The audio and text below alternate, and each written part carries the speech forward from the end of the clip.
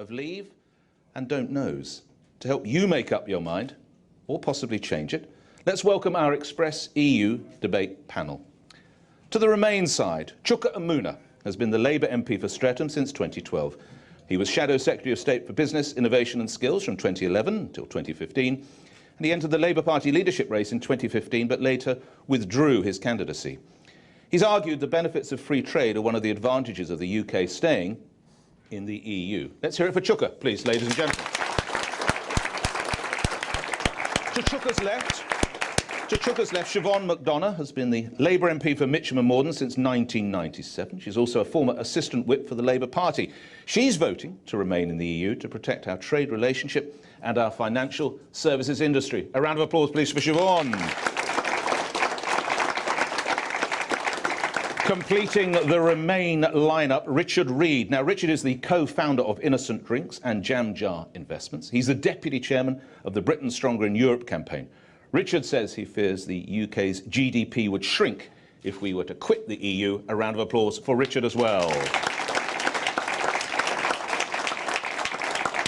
And to my right, Nigel Farage. Well, if he wins the bet you read about in the Daily Express today, he'll be a rich man.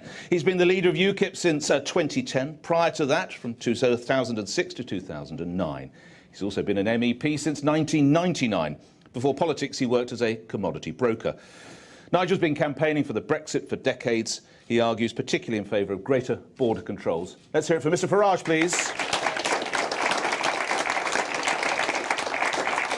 To his right, the proverbial rose, possibly between two, I'll let you finish that sentence, is Kate Hoey. Now, Kate's been the Labour MP for Vauxhall since 1989. She served as Minister for Sport under the Tony Blair government. She maintains that Euroscepticism is traditionally a left-wing movement and will vote to leave due to the crippling effect, she says, the EU has on this country. Let's hear it for Kate. And to complete the lineup, Jacob Rees-Mogg has been the Conservative MP for North East Somerset since 2010. Now, prior to politics, he worked in the City of London and he founded Somerset Capital Management. Jacob is primarily concerned by Britain's lack of sovereignty due to EU law. A round of applause, please, for the last member of our panel. As you are watching this, you can take part, and please do, online using the hashtag Express EU debate, and I'll share some of your thoughts, views and feelings with you during the course of our conversation. Now, let's start with a subject that's rarely off the front pages and really got some added attention from last night from the Prime Minister's appearance. It's immigration. Total net migration to the UK is running at over 300,000 a year, despite the government failing to hit its target of tens of thousands. Now, around half of the immigrants coming to the UK are from outside the EU. EU citizens have the right to live and work in any member state. They work here, they live here, they pay taxes here. Therefore, migrants are entitled to make use of our public services, our hospitals, our schools, our housing, etc. So if we start with you, Nigel Farage, they live here, they work here, they pay taxes here. What's the problem? The problem is we had immigration post-war for 60 years, running at about a net 30,000 a year. It was a number that we could live with, a number that we could accept, a number that did not put exceptional strain on our public services, and a number within which government could plan for the future. What did we do in 2004? Mr. Blair opened the door to 8 and then 10 former communist countries, and we now have no control over the numbers that are coming. So we can't plan or provide for our public services, and we've got to a point now where the sheer numbers of people coming are putting intolerable strains on our public services, have driven down wages for ordinary workers. And if I just pick out one little issue to sort of explain how tough this is, very few young people can now get on the housing ladder. They can't aspire to what their parents or grandparents had. The pressure is massive, and the population pressure is massive. We now have to build a new house, one new house every 4 minutes in this country, just to cope with current levels of immigration. So how would coming out of the EU change that, Mr. Farage? Because at the moment we have no control, and this is where the Prime Minister got into big trouble last night.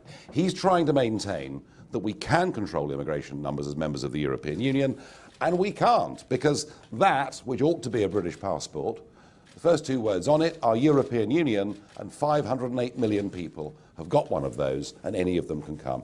I want us to have a positive immigration policy. I want us to have one that says to people from all over the world, you've got skills to bring, you haven't got a criminal record, you bring your own health insurance, we're very happy to have you, but in sensible numbers. We can only do that by voting for Brexit. And this is the Australian points system, briefly, is it? Well, that's what they do. The Australians... But that would lead to more people. One of the architects of the Australian points system says it would get more people into this country. Australia is a continent, that wants more people, but they're very selective about who they have. The thing about a point system is we can choose. But what I think, post-Brexit we should do is we should actually make this something that Parliament debates, that Parliament decides on, so that at general elections, every MP is accountable to their constituents for how they've spoken and how they voted on the immigration issue. All right, thank you for that. Remember, if you want to get around, absolutely, have your applause, or if you think otherwise. More on that side in a moment. Chuka, you're an MP for an inner part of London, which will feel pressure on schools, on hospitals, on housing and everything. There must be something to what Nigel Farage is saying, surely. Well, it's a myth to suggest that all these problems that we have in our country, whether it's school places, NHS funding, housing, is down to the fact that we have all these immigrants taking these places. It's a very convenient dumping ground of blame for domestic governments of all political persuasions. Look, the reason that people cannot get on the housing ladder in my constituency, and in the SW16 postcode, we've seen house prices go up by over 20% year on year for the last 2 to 3 years, is because we haven't built enough homes. We've got the lowest rate of new build since the 1920s. And the reason that we have a problem with school places and teacher shortages is because you haven't seen enough investment in our schools and you haven't seen enough teachers being trained. Now, it's very convenient to say that's all the fault of these immigrant children, but no, it isn't. It's actually the fault of the government here. And in respect of this, can I just touch on the Australian points system, by the way? Because one of the really important things for people who are listening to this here and on camera to remember is that actually we have slightly more people coming here from outside the EU than from in the EU. Now, we already have a point system that applies to people coming in from outside the EU, but we are still getting more of those in than we are coming from in the EU. And let's not forget to look at the other side of the coin on this. We've got 2 million Brits living and working in the European Union and enjoying the free movement that brings. Yes, we have. We've got 1.5 million people employed in EU citizens-owned businesses here, and we've got over 100,000 EU citizens helping us run the very public services that you're talking about. Let's get the numbers right. There are 1 million British people who have holiday homes in Europe. People like my father who spends February in Spain. They don't count. So there are 1 million. I said living and working. I said living and working. 1.2 million living, and when you include people who work, it's 2 million. A third of that million. It's 2 million. A third of that million are in Ireland, with whom we've had an open border for 100 years because of our historical links. And of the 750,000 who are living, they're mostly on the Costa del Sol or in the west of France, and the vast majority of them actually are retired and spending their money. So the idea that 2 million of us are living and working in Europe simply is not true. It's 1.9.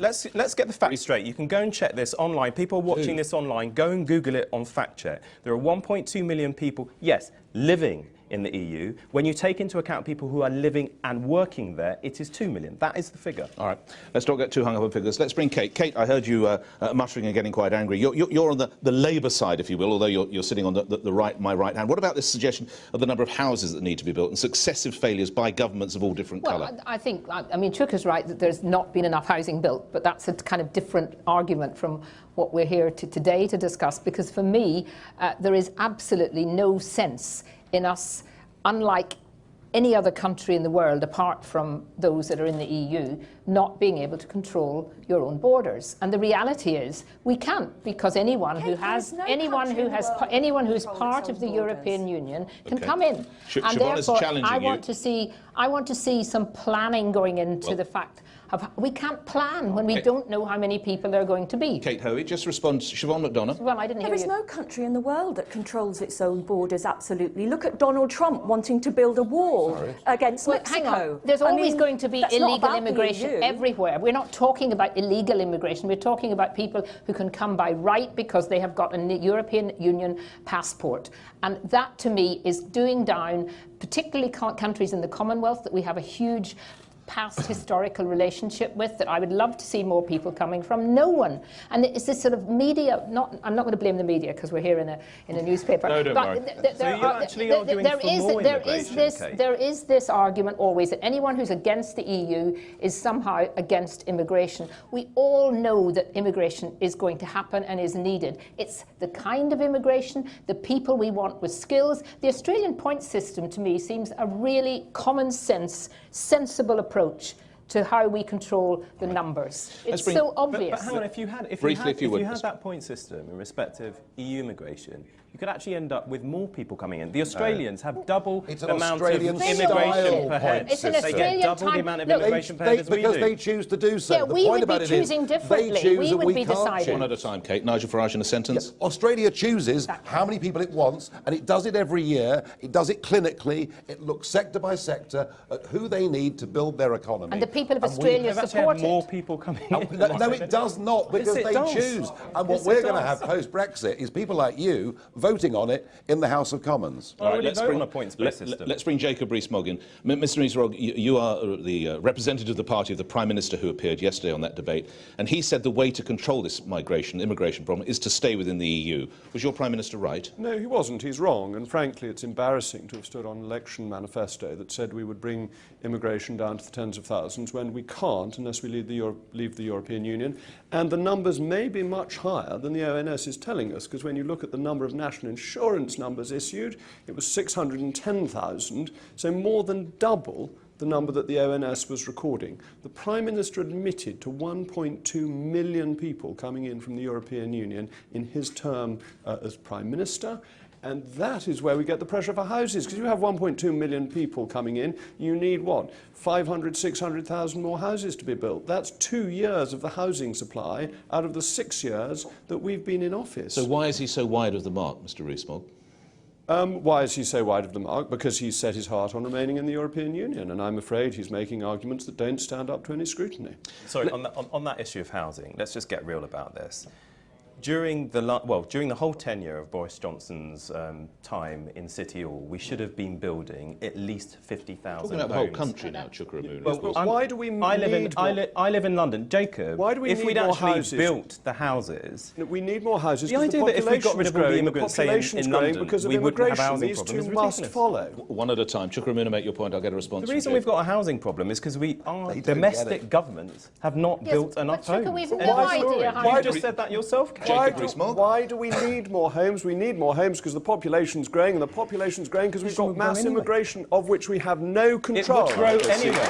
It would grow anyway. Seems to be some support. Let's just ask the politicians to pause. Let's bring a businessman in. Richard, apologies for you coming to you last. Let's talk about the impact that people would say, particularly in your line of work, that the people who come here, that take the jobs here, is what's driven this economy on. We're, I think, the 5th most powerful economy in the world. We're in growth, and a lot of that is due to the fact that folk want to come here. How accurate is that? Well, as you're saying, I'm a business person. I'm not a politician, so there's nothing I have to say or not to say, and I'm not informed by ideology. I'm just informed by a very pragmatic view and the experience of having set up a business from a market stall that now employs 350 people. Immigration is firstly an opportunity. It's an opportunity for a country to grow, for a business to get employees, and it works the other way around. Innocent could have not done what it did without having the free movement of labour. I could send talented people from the UK into other countries to establish our business there, which allowed us to sell our products into that market whilst generating the revenues and employing many more people here. So it is firstly an opportunity. It of course does bring with it some downsides and some things to be managed. I'm not trying to gloss it well, because there is always a downside to the upside, but firstly it is absolutely a great opportunity. And secondly, not as a business person, just as a regular person, 2 little anecdotes.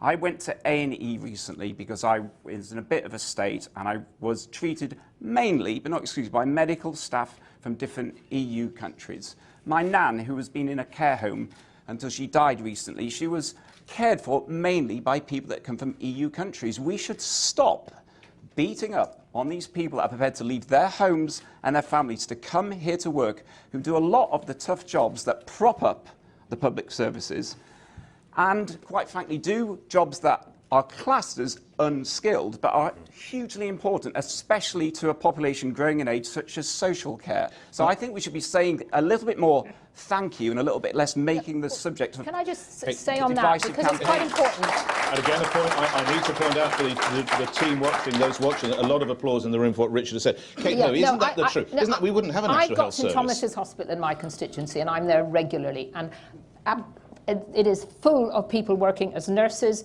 as doctors, as in all the admin staff that's needed in hospitals, and a lot of those people are treated, because they're not white, as if they're migrants. They are third, fourth, fifth generation Afro-Caribbean who feel as British as anybody and are as British. And this somehow Richard this was talking idea about Eastern Europeans specifically, Kate. I've there are far more people working in St Thomas's Hospital who have lived in the borough or have lived near the borough for many, many years. And I really find this idea that somehow if you're not white, you must be a migrant. All right.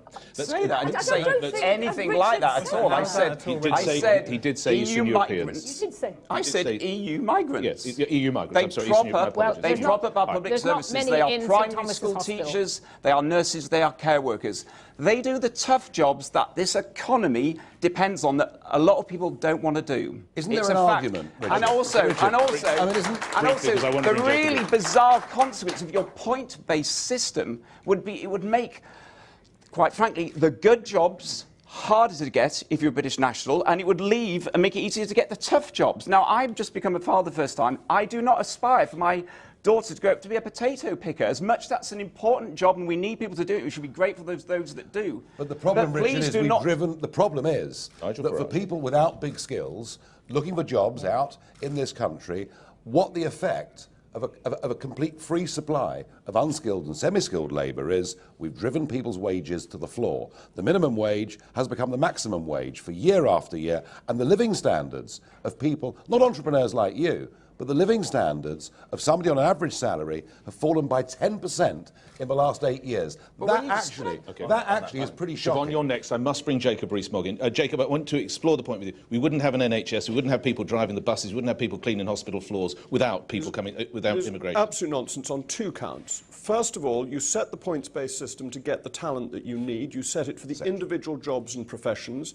And secondly, in this country, there are over 9 million people economically inactive, of whom 2.2 million want to get back to work. What we need to be doing is encouraging those people who are currently economically inactive and want work to get into work. But currently they find that extremely difficult because the free movement of people means that some of the entry-level jobs are taken by people coming from Eastern Europe. And we want to look after people who are already here. And bear in mind what Lord Rose said, the leader of the Remain campaign, who I think is now hidden in the Tower of London because he tells embarrassing truths. But he said that if we left the European Union, the wages of the lowest paid would go up. And that should be an ambition for any sensible government. Siobhan. I'm here today because I am not a Euro fanatic. But I am really worried about the tone of the conversation that we are having. That somehow we're saying to people, if we get out of the EU, we'll sort out immigration. Show me the developed country in the world that has sorted out immigration. We will sort out housing. Some would argue Australia. We will sort out housing. We won't sort out housing by stopping EU migrants. We know that housing is complicated. We're not building enough. Too many people are able to come here and invest in property as investment vehicles rather than places to live. We have people's incomes not keeping up with the increase in property prices. The idea that some people's pay is not keeping up with our aspirations is somehow something exclusively to do with the EU is completely wrong. We have problems, and those are problems that should be addressed by our government, whether they're investment in the NHS, whether they're good jobs and training, whether they're immigration. Those problems will stay with us however we vote on June 23rd and won't be resolved by the vote on June 23rd. Siobhan, just address this, that there will be a lot of people watching and people in the audience here will say, it's all very well what you say about housing, but how come we can find it in our hearts to find a home for a one-legged Albanian drug dealer? I would say that too many people believe nonsense. If you're a one-legged... Respectfully, it's not nonsense. No, if you're a one-legged Albanian drug dealer, you're not entitled to housing in the UK. One. You're not entitled to it. Well, if anybody here would like to come to my advice surgery that I hold every Friday and I see about 40 lots of people, and Mary and Dolores are with me, and they work as receptionists at my surgery. The biggest problem is housing. And the biggest number of people who come to see me are people born and brought up here of every age. The second group of people who come to see me are non-British nationals who are not from the EU. The idea that this problem goes away on June 21st, just take a leap in the dark and stick out of EU, you're being sold a pup. All right. I agree with that, and also I'm not having left for the record what Jacob just said, which was somehow trying to imply that the EU is bad for the average worker, which is complete nonsense. That's what the leader of your campaign said. Lord Rhodes, he's your boss. This was a thing that existed to protect workers' rights that brought in maternity, paternity. It is by every single independent economic institution Mr. Rees-Mogg in the is saying world. It came from the leader of your campaign.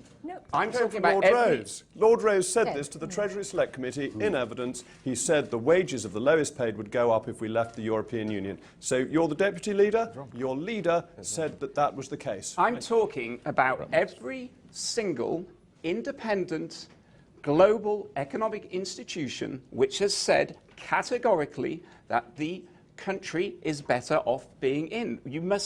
We can debate all these smaller points. They're important, but they must never distract from the main point. The EU is the biggest market in the world. It is how this country grows. It is the biggest source of wealth. That is good for everyone. If you want to know what workers' interests, speak to the people that represent them. Every principal workers' union is on the record of saying the EU is good for workers. The wages of the low paid are a pretty big issue in my constituency and in lots of constituencies across this country. It is and if they would go up, that is a good thing. Disingenuous, sir, to imply I'm just that quoting the what EU your is leader bad. said. It's disingenuous to imply that the EU is bad for workers. So are you saying the leader of your campaign is a liar? That's quite a strong statement. And it hasn't done very much for the poor workers of Greece, is it? Let's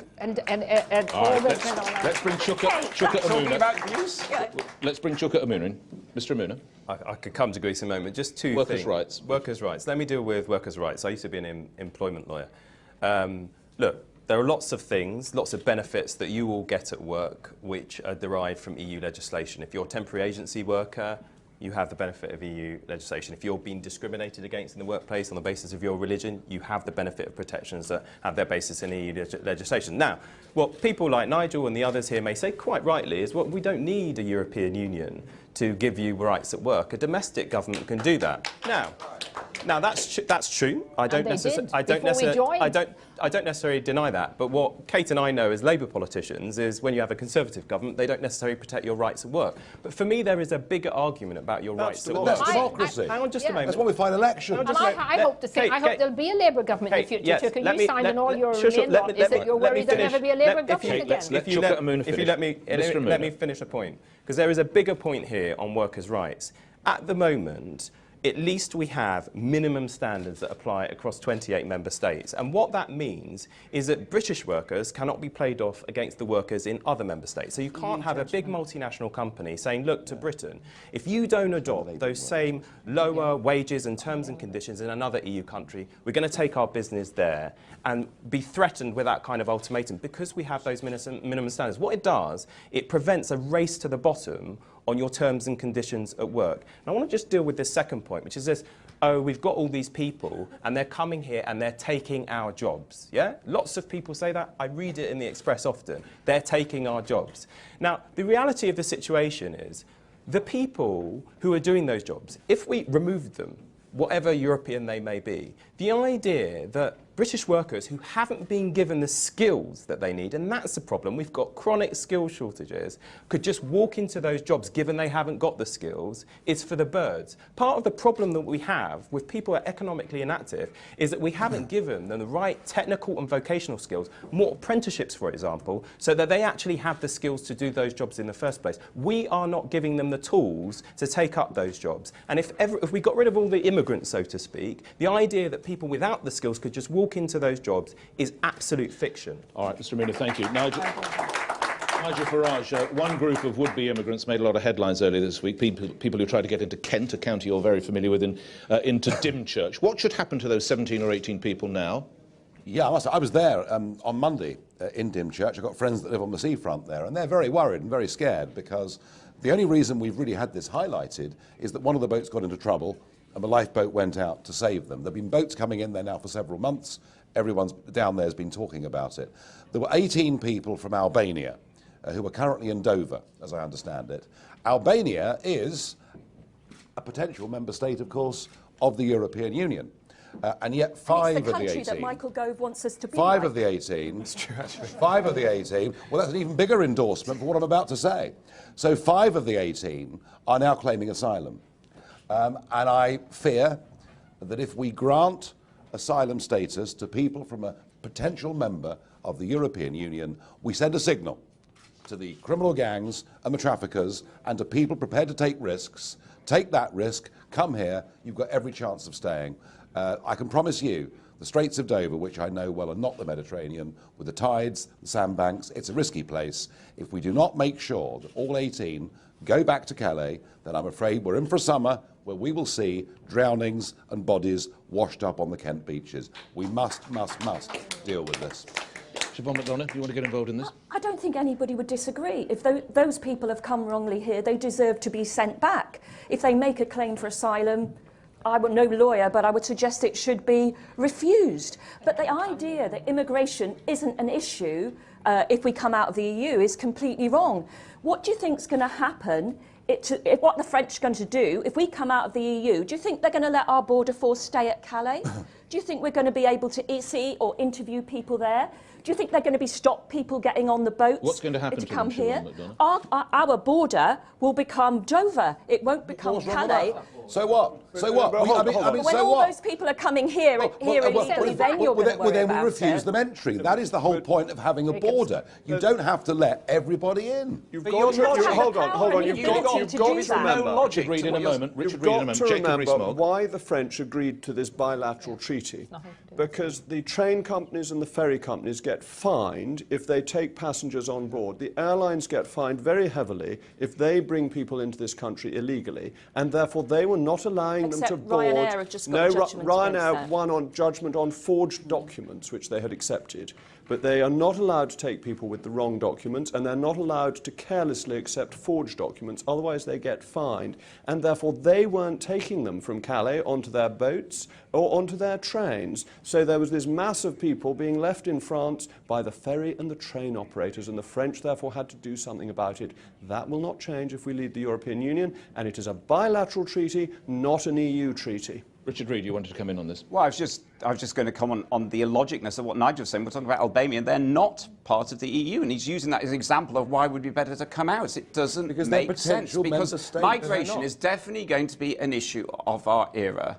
There are strengths to it, there are issues with it. Fundamentally, we are better at dealing with it together rather than pretending we can pull up some drawbridge. We will just become definitely then more of a target. It's insane. Otherwise, there's no in what way, Richard? common sense. In what way, and it's fair to say a lot of people agree, in what way would we become more of a target? Because the rest of continental Europe will be able to just quietly let the problem go over to the UK, rather than us as a team address what will be fundamentally an increasingly global issue. The idea that you are not stronger together is nonsense. We know we are stronger together. Have the last word for now on this subject. Chuka Amuna. Well, I think if you look at the migration crisis and what created it and precipitated it happening in recent times, it was not the European Union. It was huge instability in the Middle East, and of course there's growing instability and jihadism in Africa, and that wouldn't go away if we left the European Union. And I'm not saying the European Union has done a perfect job in handling the migration crisis. It certainly hasn't. But I don't see how else you deal with that issue, given it's cross-border, than within a European framework. Well, second only, we must move on, Mr Farage, perhaps to try and get you in on other matters, but we must turn our attention to other matters, and it is the economy. And here are the numbers being bandied around about our future in or out of the EU. The Remain side say we have access to the world's largest tariff-free economy, and according to the Prime Minister, leaving would be tantamount to economic self-harm. It would leave us to fill a £30 to £40 billion black hole in our public finances, and we'd spend the next 10 years negotiating new trade deals. Now Leave say, come off it, we're powerful enough to stand on our own 2 feet. We could use the £350 million a week EU membership to finance the building of NHS hospitals, schools and housing that we've spoken of already. Chuka Amuna, why shouldn't we build more hospitals with the money?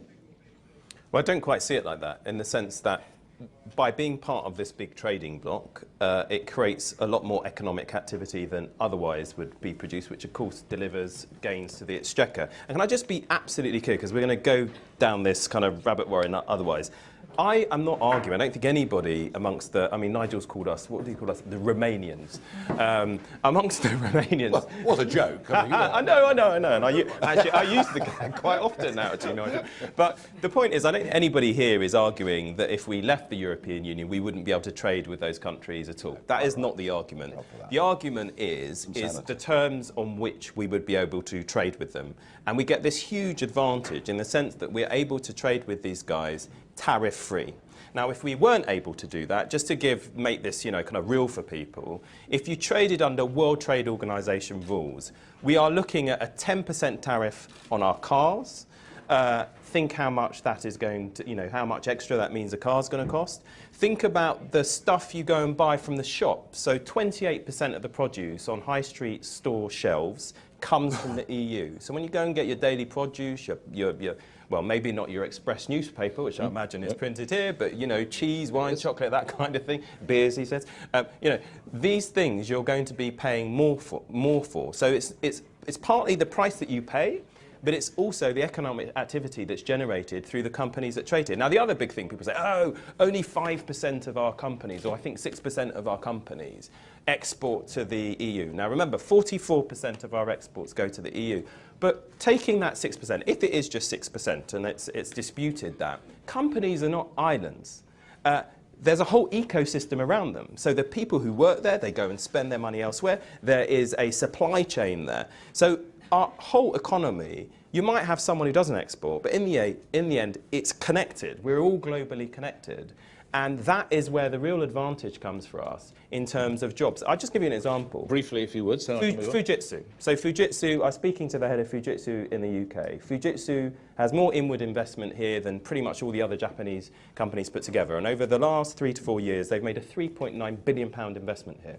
And this is where they really choose to situate their European hub, is here in the UK. And a massive part of the reason that they make their investment here is because we're part of the European Union. And we've been fighting with the Poles, the French, the Italians and the Germans to get that inward investment. Now, if we weren't in the EU, that would massively have compromised Fujitsu UK's ability to get that here. And these people employ tens of thousands of people in this country. And it's worth saying Jacob Rees-Mogg, that that's one company and one of many companies, major companies, employing tens of thousands of British people who are all for the Remain camp. How do you respond to that? Well, first of all, a lot of them said exactly the same about the euro. They said they would all leave if we didn't join the euro, and they're all still here and they've invested more. And a great, symbolic, totemic takeover is taking place of the London Stock Exchange by the German Stock Exchange, running into, I think, £20 billion of value, and that's going ahead as we are debating leaving. So I'd follow the money rather than the rhetoric. But I just want to challenge a point that's been made on tariffs. No intelligent government, and such things do sometimes exist, would put a tariff on... Have we got one now? Really? Do we have one now, Mr. We've got a brilliant government in all respects other than Europe. Just checking. Would put tariffs on food imports into this country. It would be crazy. And the real damage the EU does to us is that we don't belong to a free trade area, we belong to a customs union. And it's all about a closed fortress Europe that keeps out products from the rest of the world. So a Japanese car that you buy in the UK has a 10% tariff on it, where a German one doesn't. Why should that be? Why should we pay more if we want to buy a Japanese car? And when we come to negotiate deals, bear in mind we have a huge deficit with Europe. So we have an £11 billion deficit in car manufacturing. 1 million jobs in Germany relate to selling things to the UK. What are the German car manufacturers going to say if they put tariffs on us and we fight back? What about Ireland? Ireland sells us over £800 million of beef a year. If we put tariffs on that, the Irish farming industry would be destroyed. Now, do you really think that the European Union will sacrifice the interests of the Irish economy, an economy that's already borne so much for the sake of the euro? Greece, Mr. Rees. The point is that Ireland has been the poster boy for recovery from the euro disaster. So do you really think they would sacrifice Ireland in a fit of pique when we've left, when so much depends on what we Can I buy move from things Europe? on? Reed. Exactly, Richard Reed. thank you. Rather than sort of talk about weird hypothetical situations in the future, I'm going to talk about, just for a brief moment, about my business, which was set from a market stall, myself, two close friends. For the first 7 years, we traded only in the UK. We employed 80 people. After 7 years, we decided to chance our luck and we started trading in the EU. We now employ 350 people in the UK. So since we've gone into Europe, we've gone from employing 80 people to 350 people. Now you could say, okay, that's one example. I went to 222 of the high growth entrepreneurs of this country, the people that have set up the countries that you'd see on the high street that have made life better, easier, cheaper, more fun.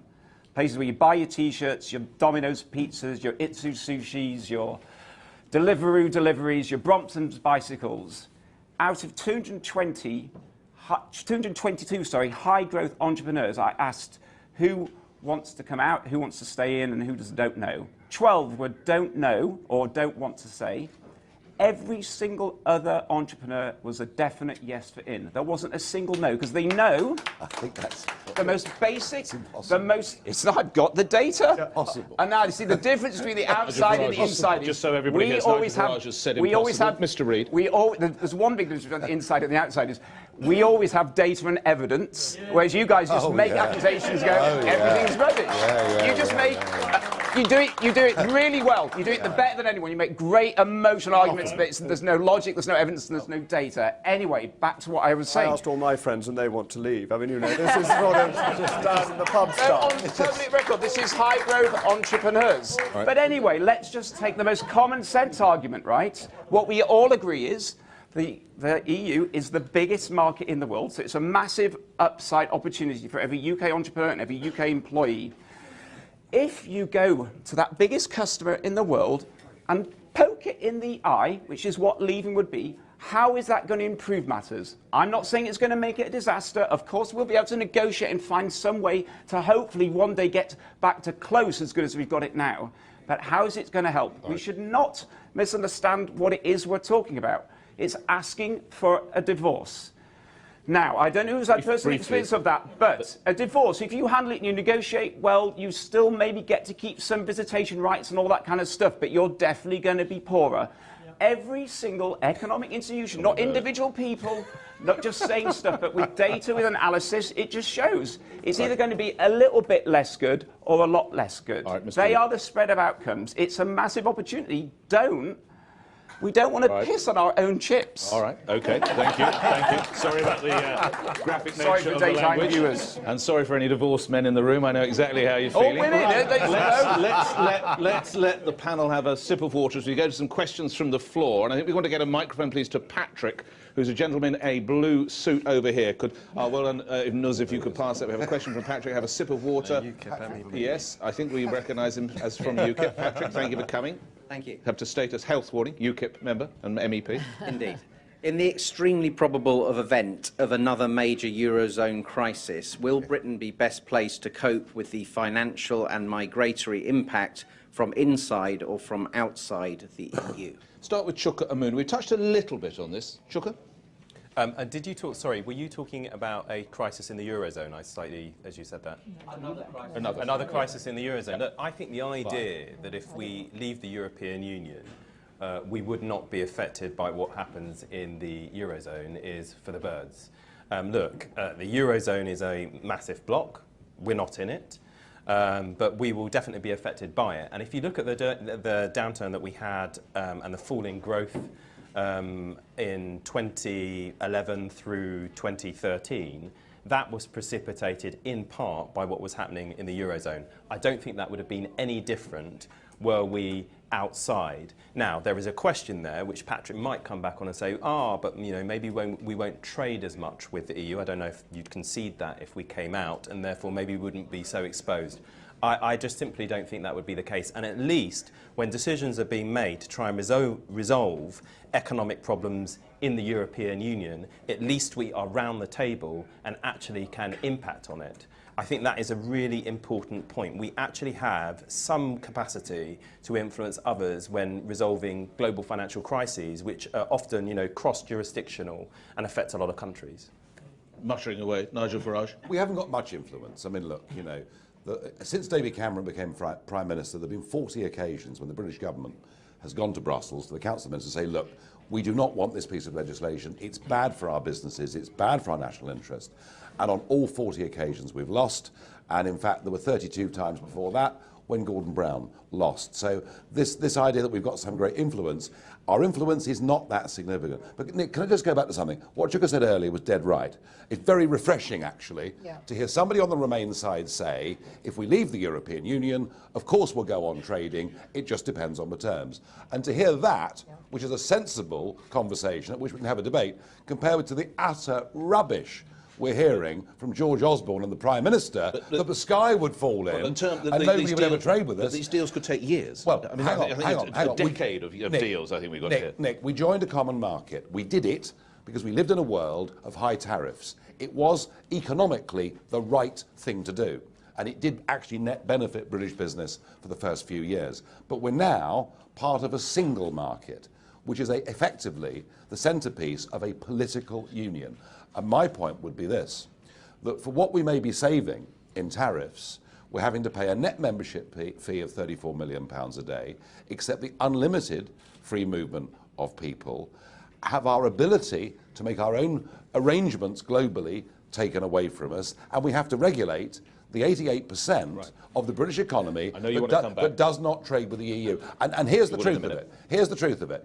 We leave the EU, and let's just say that our friends in France and Germany and Italy say, well, we're going to cut off our own noses to spite our faces. They won't, for the reasons that Jacob has put. But even if they did, the worst case scenario is no deal with the EU, and no deal actually financially would be advantageous to us over the rotten deal we've got right now. I know you're going to quick from you, Jacob, and then you're going to counter both. Jacob Rees-Mogg. I just want to come very directly to Patrick's point about our influence, because a little noticed part of David Cameron's renegotiation was that we gave away our ability to influence any treaty changes in relation to changes that the Eurozone nations needed. So we've actually given up that influence in return for the very thin gruel the Prime Minister brought back from Brussels.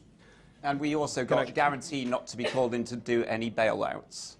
Can I just say that I just totally reject this talking down of British influence abroad and in Europe. Look, I hold absolutely no flag for Conservative Prime Ministers, but the truth is, over the years, over the decades in the European Union, British Prime Ministers and Ministers have been quite good, actually, at getting their way. And that's why, if you look at the independent data that's collected on Did the Prime Minister do well a couple of months ago, Mr. Bruno? What, in terms of the renegotiation? Yeah. I think he got some important things from it. I've never said it was groundbreaking, by the way. I thought he got some important things from it. But the point is, in 9 out of 10 times, when there is a vote on the European Council, the UK is in the majority side. So why talk down our country in this way? And on the issue of trade deals that both Nigel and Jacob brought up, now and they're saying, well, why would they want to sacrifice all that custom they get from us? I think the point is the EU is a far bigger and important customer to the UK than we are to each of the 27 other member states. As I said, 44% of our exports are going to them, so they're a huge customer in that sense.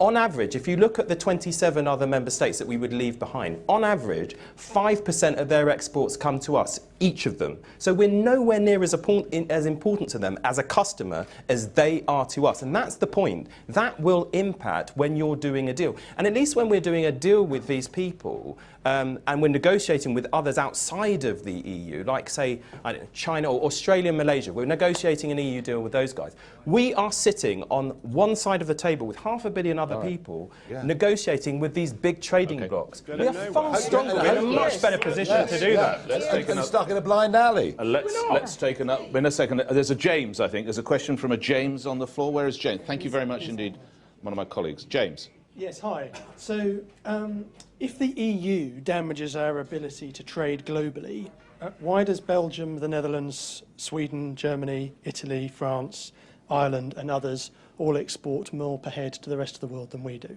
Let's start with Kate Hoey, who's been quiet for too long. Kate Hoey?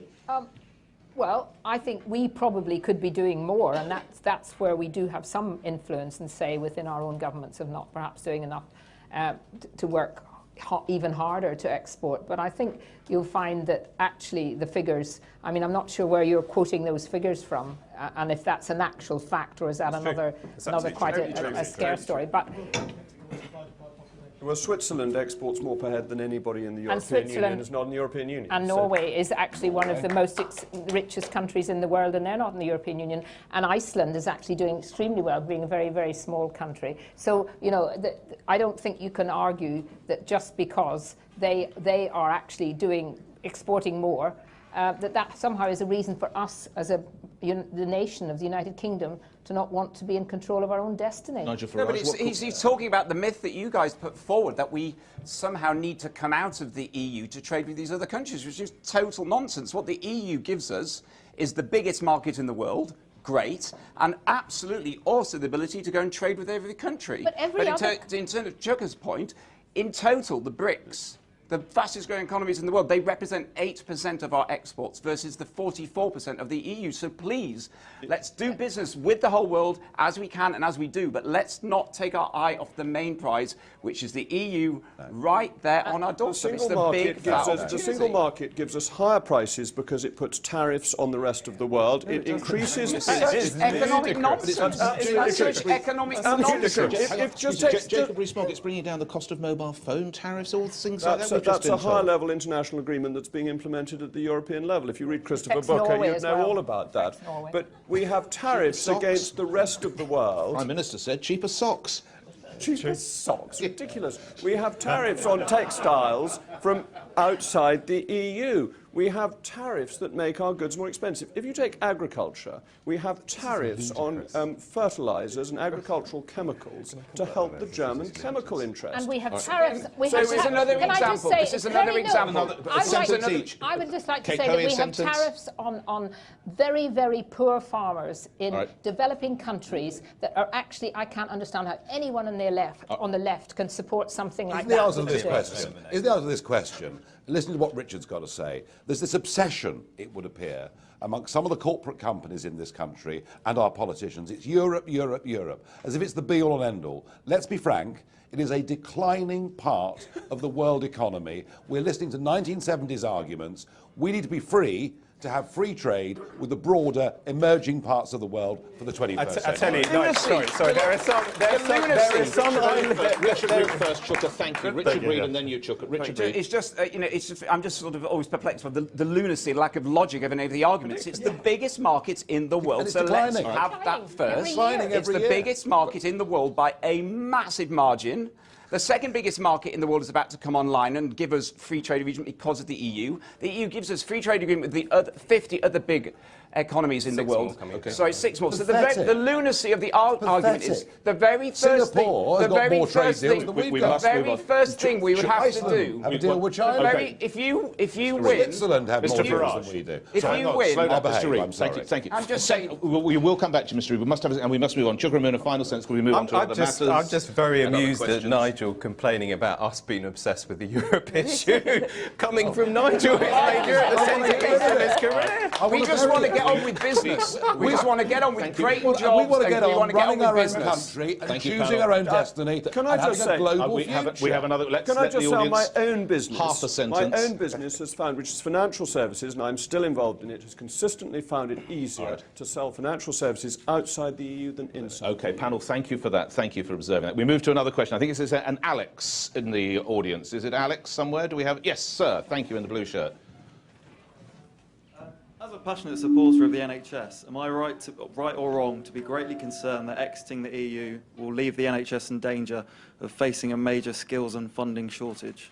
Let's come to Siobhan McDonough. We talked a little bit about the NHS, and just bring another argument in. All this money that supposedly goes out to Europe, I bet the people, your constituents, would love another hospital, wouldn't they? Would love protection of the NHS, as Alex has asked. Well, they'd love to keep the one they've got, but the government's trying to close it, St Helier Hospital. St Helier Hospital spends tens of thousands of pounds every month on a private agency staff because it hasn't got enough skilled staff. So what are they currently doing?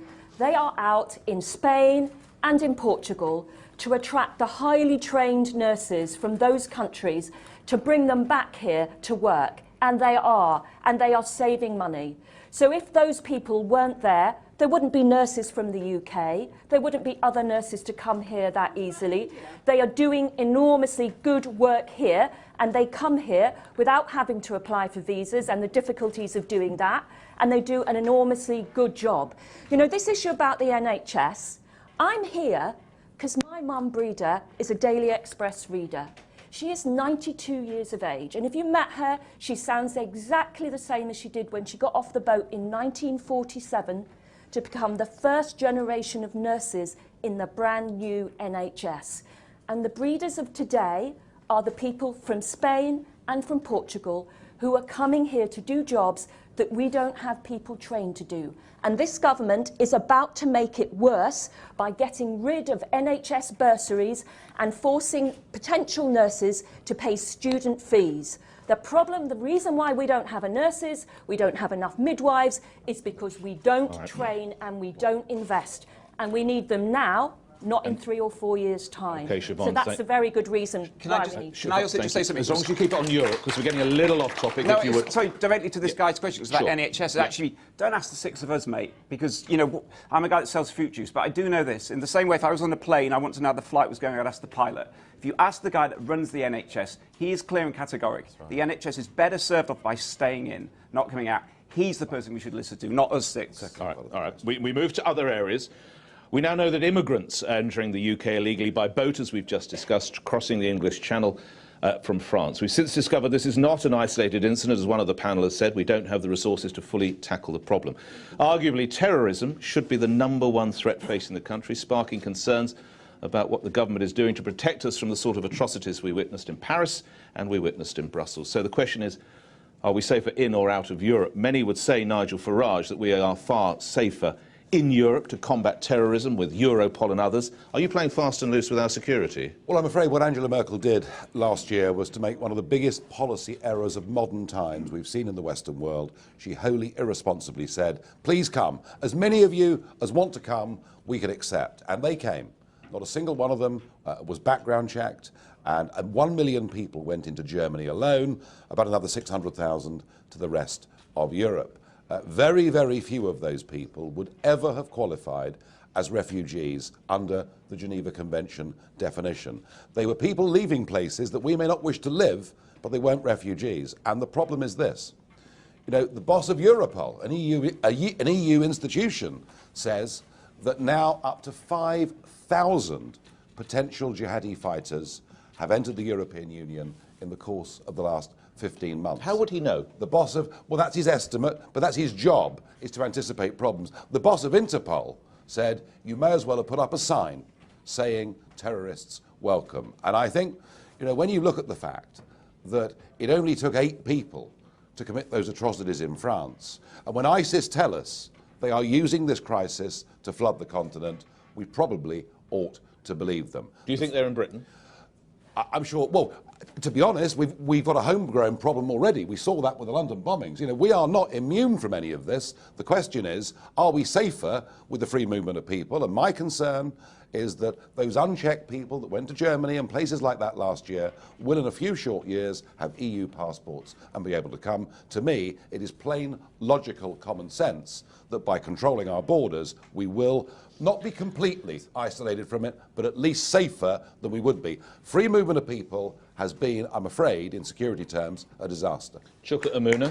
Well, I'll give Nigel this. At least he conceded and, well, didn't concede, but admitted that if we look at the terrorist incidents we've had here, 7/7 here in London, the terrible, awful atrocity of the killing of drummer Lee Rigby, and other attempts there have been, this has primarily been, unfortunately, a homegrown Different problem. in Paris and Brussels, though.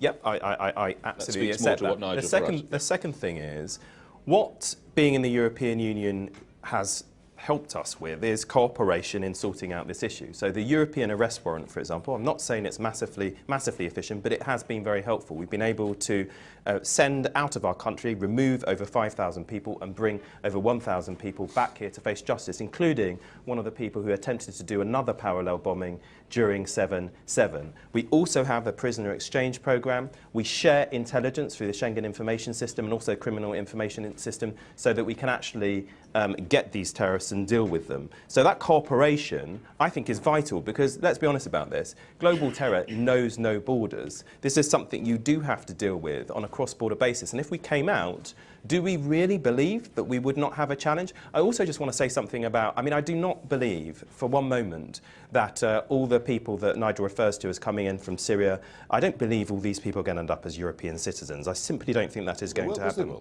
And also, it's very important. Where will they go, Mr. Well, look, if they became European citizens, obviously, Nigel's argument is they're all going to come to the UK. I don't believe they will become European citizens and get European passports. And another very important point here, free movement does not apply to refugees. That is a really important point because you hear people talking about this as if as soon as you get in, you just go. No, that is not how the rules work.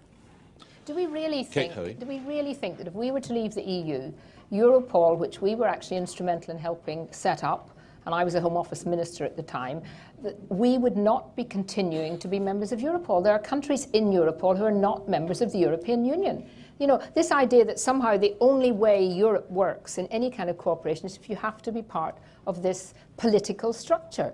So I reject really the whole emphasis on the idea that somehow leaving would make us less safe in terms of cooperation. We cooperate with countries now. We cooperate with America much more. Or the actual intelligence comes much more from countries like Australia, New Zealand, and America and Canada. The big, you know, and that is really important. And none of that is going to end. We are a big country. You were talking earlier about playing our country down. This is playing our country down. The idea that the rest of the world would suddenly say, oh my goodness, the United Kingdom's left the European Union. We mustn't talk to them anymore. But Kate, there's a complete illogic to what you're saying because you say we have all these beneficial things that we're cooperating on security and defence, so we need to come out so we can keep doing that. That doesn't make any sense at all. And because there are other reasons for coming out which we haven't got on to. The whole democratic argument, which is to me the most important part. You talked about the Five Eyes intelligence sharing agreement, which is an agreement we have with Australia, the US and others. All of the leaders of those countries want us to stay in the European Union because they think we'll be stronger, better, safer and better. They want us to stay in the European Union and like you talked most about of America, the other countries who admittedly, in the EU. Kate was right to refer to America as perhaps being our primary intelligence sharing partner. President Obama's been absolutely clear. He believes on a whole number of levels that it is far better for Britain to stay in the European Union than be out, particularly on security grounds. Because it's in their interest for us to stay in. I'm interested in our interest. I'm interested in this country. Quickly from Richard Reed, then Jacob Rees-Mogg. How can any of us six claim to be that we know what's best for tackling terrorism? That is an unbelievably complex issue. What we do have to say, it's stated for the record, the mass majority of people that work in the intelligence services, the police services, the armed forces, they're all absolutely categoric. They would the majority, it is a statement of fact, the majority of the intelligence service leaders, the military leaders, and the police leaders. I'm saying majority. You will always have anecdote. I'm saying majority. It's a fact. I know it doesn't fit your narrative. It's a fact. Suck it up. Take it on the chin. The majority of them say we are safer. Absolutely. You've got lots on both sides. There are three things Chuka said that I think need to be challenged. The first is the European arrest warrant. Now, that is about arresting people after crimes have been committed, not about stopping crimes. We were told it was for terrorism, and then it was used to chase the family of a poor, sick boy halfway across the European continent. So it doesn't do what it's supposed to do. The prisoner reallocation, well, that was all in today's papers. It's failed. Thousands of them are still in this country, unreturned to their home bases. And the third point is, indeed, refugees don't automatically have the right of free movement. As soon as they get a passport of a nation state of the EU, they do.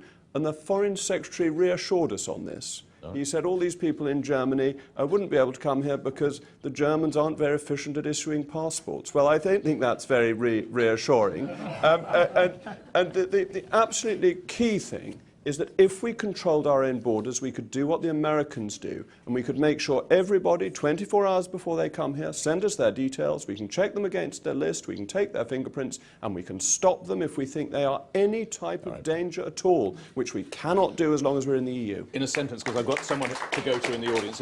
So in relation to getting the details, we get those through the Schengen information system. In relation to the European arrest warrant, it is wrong to say that that hasn't worked. Why else would we have been able to send over 7,000 people back to their countries of origin? And look, in terms of prisoner exchange, we have an agreement, a common agreement with all the different EU member states. Now, I'm not saying it's been fantastically efficient, but it does work. And if we came out of the European Union and we had to deal with them on the basis that we do with non-EU countries, well, we're going to have to negotiate prisoner exchange, information system management exchange with 27 members, the current 27 other member states. How long is that going to take? All right, now both sides, you'll want to hear from the next person, because as we move towards the final stretch of the debate, Camilla is as yet undecided. So if we can get a microphone to the young lady with the black top. You're undecided and you have a question. Where are we going, Camilla? So I'm a journalist on the Sunday Express, and a lot of our readers are concerned about security. And I think, not to scaremonger more, because we've probably had enough of that on both sides, we are facing the prospect, somewhat terrifyingly, of Donald Trump perhaps becoming the next American president, a man who doesn't seem to believe in NATO, who doesn't seem to believe in protecting people abroad. If America abandons us and we leave the EU, aren't we going to be left in a lot more of a precarious position, not least with the prospect of Putin still being in power? Nigel Farage, how concerned should we be about being stranded then if we've not got the EU with us running to nanny, some would say, and we've got Donald Trump in the White House? In terms of security, military security, the European Union wants its own army. All right, it's very simple. I confronted Nick Clegg with this back in 2014. He said I was a dangerous fantasist, and now we know, the day after our referendum, the plans for a European army are going to be unveiled. I am very worried about that.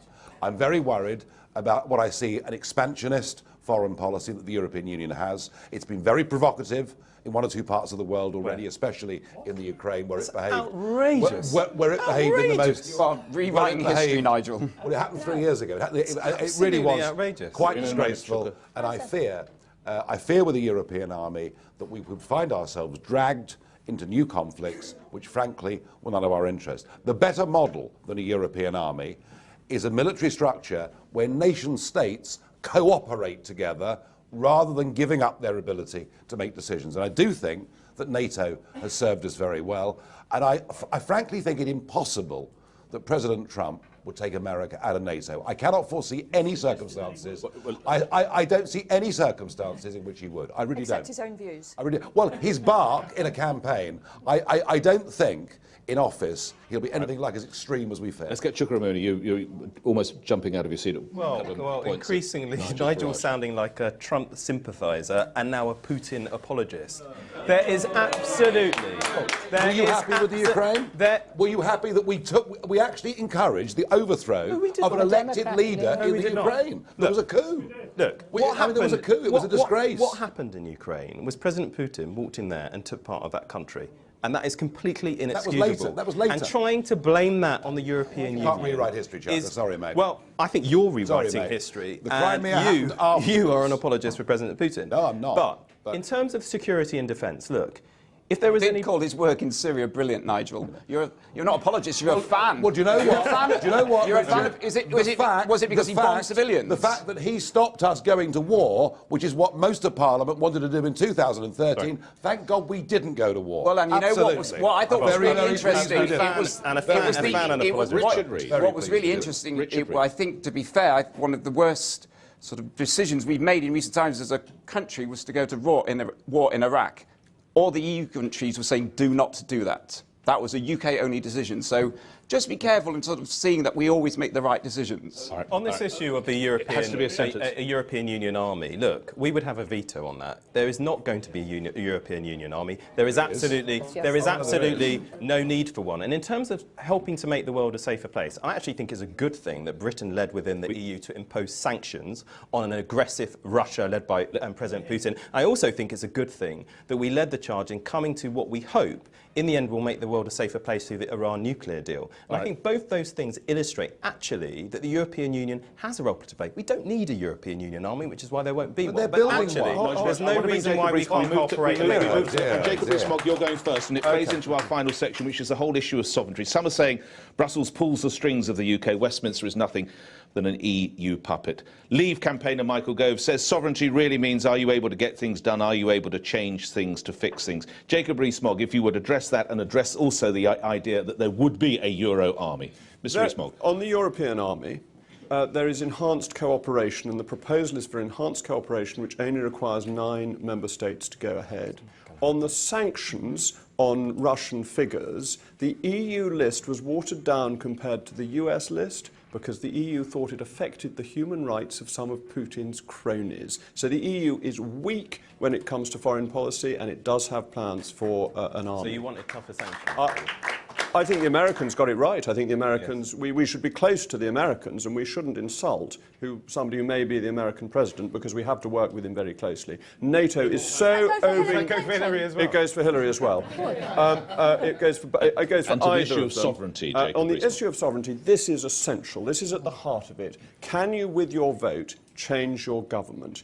And increasingly, we can't. We can't do anything about trade. We can't have our own trade agreements. We can't do minor things. We couldn't change the tampon tax without the Council of Ministers asking the Commission if it would be kind enough to introduce a proposal, which it hasn't yet done, because only the unelected Commission has the right to propose new laws or appeal old laws. We can't roll out high-speed broadband in this country because the EU considers it to be illegal state aid, and we need to get a waiver from them. It's as much illegal state aid as building a new road is illegal state aid. This is the power of the European Union. We can't have a discount on petrol and diesel in rural areas without getting the permission of the European Union. This is all factually true, because the European Commission has to introduce any new law, and the European Court of Justice can strike down UK domestic law and has done so. I'm hearing nonsense on my left.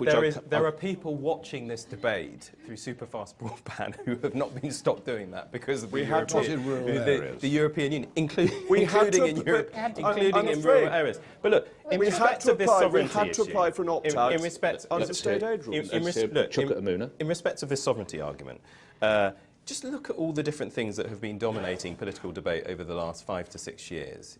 Bedroom tax, NHS reorganisation, trebling of tuition fees, working tax credit cuts, you name Bunches it. of bananas. All of these things are things, ultimately, that the European Union has had nothing to do with whatsoever. The overwhelming majority of things that you hear us droning on and boring you on whatever show it might be, including LBC, are things, in the end, that are domestic. But where we choose to pool sovereignty, it's not to diminish our influence, but it's to amplify it, because we can deal with things together, often, much more effectively than we can do alone. We've talked about global terror. We haven't talked about the environment. Pollution knows no boundaries.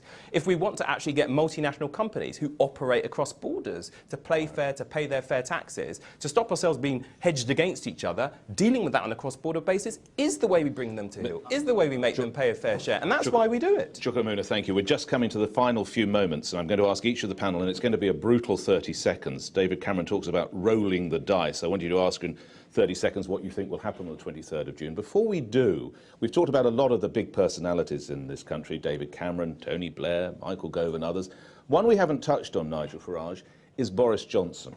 Now, many Brexit supporters would say that you and Boris Johnson are the Jamie Vardy and Harry Kane of the campaign, but they don't play the two of you together. Why won't you appear on the stage with him? Oh, I will. I've invited him to appear. I mean, I will, within reason, work with anybody on the right, centre or left of British politics to bring back the ability to run our own affairs and be the masters of our own destiny. And Nick, the reason I'm doing this, there are 183 countries in the world that celebrate Independence Days. They have their own parliaments, they make their own laws, they control their own borders. All I want on June the 23rd is for Britain to become the 184th. Wouldn't that be lovely? But if doing that, Boris Johnson could help you, why don't the two of you get together? Where is the stumbling block? Where's the bump in the road? What's happened to the bromance? The official the official Leave campaign don't want anything to do with me or most of UKIP, and that's very sad. I think we'd have been better and stronger if we'd all worked together, but that's the way that it is. I think between now and June 23rd, you will see it coming together. I hope so. I agree. We come to the 30 seconds, and I'm afraid, panel, it is going to have to be a fairly brutal 30 seconds. David Cameron says we're rolling the dice on the 23rd of June. In 30 seconds, what do you think is going to happen? Is it rolling the dice, and what is going to happen on June the 23rd, even? Siobhan? I have no idea, but I hope that everybody goes out and uses their vote. And I hope that they're clear that all the things that you've been promised, if we leave Europe, that immigration will get sorted, that the NHS will be fine, that everybody will have the job they desire, is a complete load of nonsense. And just as you stand at that ballot box, are you going to risk your home, your job and your kids' future? And I just think it's not a risk worth taking. Natural broadcaster, 30 seconds, thank you. Jacob Rees-Mogg. The choice for people on the 23rd of June is their country Europe, or is their country the United Kingdom? Is it a bureaucratic, run by the Commission, inefficient, failed state of Europe, or is it a democratic, free United Kingdom where their vote can change the government and change the law? Jacob, thank you. Richard Reed. Well, I'm a Yorkshireman, I'm a Londoner, I'm a great British citizen, and I'm also a European. They are not conflicting identities. We can be all of these things. Europe is the best and biggest opportunities there is in the world. We've got the best deal that you could possibly imagine. We get free access to it. We haven't had to take the euro. We haven't had to take the Schengen. We will not get a deal as good as this. I am not saying it's all doom and gloom if we come out. It just won't be as good. Why we would vote for that, it doesn't make sense. Thank you for that. Kate Hope. I think people on June the 23rd will vote with their instinct, with a feeling of what they want the destiny of their country to be. And I hope that they will look at what we have become within the European Union and actually become more positive about our future outside what are shackles of the European Union.